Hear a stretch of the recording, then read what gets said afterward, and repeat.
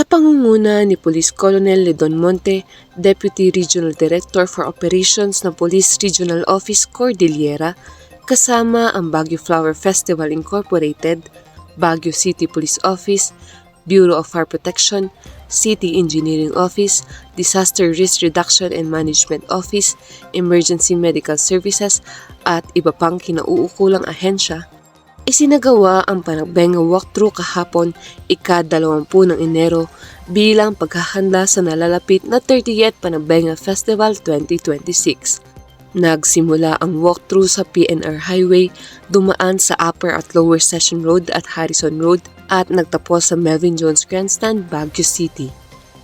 Ayon kay Monte, layunin ng aktibidad na suriin ang mga kinakailangang pagpapabuti, ripasuhin ang mga usaping may kaugnayan sa seguridad at lohistika, at talakayin ang mga posibleng solusyon sa mga kakulangang natukoy noong nakaraang pagdiriwang. First muna, yung sa amin, particularly kasi yung sa amin naman is yung sa ensure namin yung smooth flow na activities.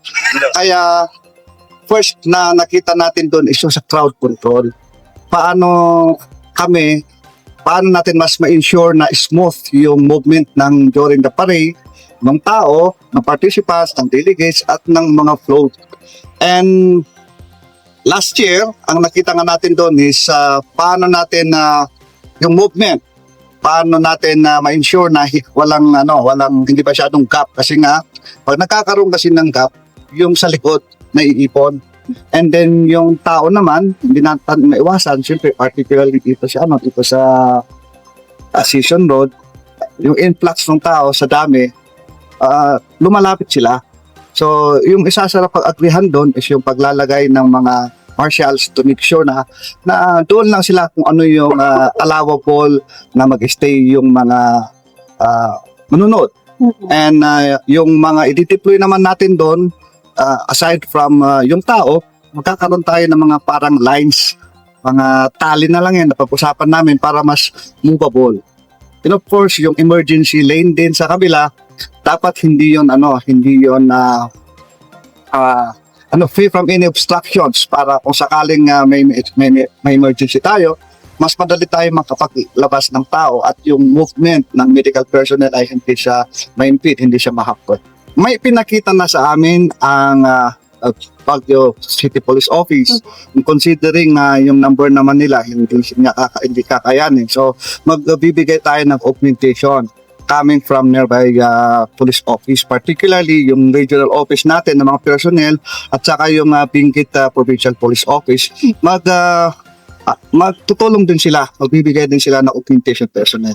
And of course, yung mga force multipliers na itatap ng Baguio City Police Office. Kasi we will aim for zero incident. Pag sinabi natin incident, hindi lang yung may mangyari sa audience, but of course, yung ay sabihin natin yung petty crime kagaya ng pickpocket para ma-avoid natin. Kasi nga, last year, tinitignan namin sa data, zero incident tayo and zero petty crimes na nangyari. So we will aim na maduplicate natin yan this year.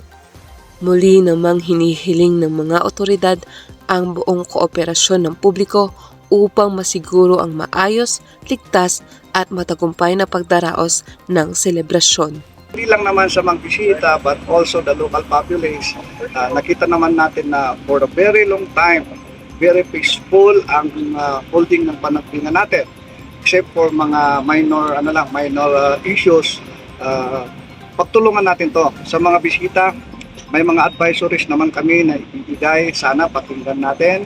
Sa mga local population naman natin, of course, maintain pa rin natin yung magandang hospitality natin para yung pagkakilala sa atin ng ating mga bisita coming from other places ay ma-maintain natin yun. Sa pamamagitan ng maagap na paghahanda at koordinasyon ng iba't ibang ahensya, inaasahang mas magiging organisado at ligtas ang Panagbenga Festival 2026.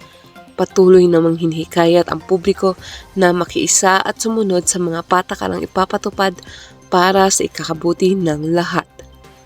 Anjay Dumiles para sa Herald Express.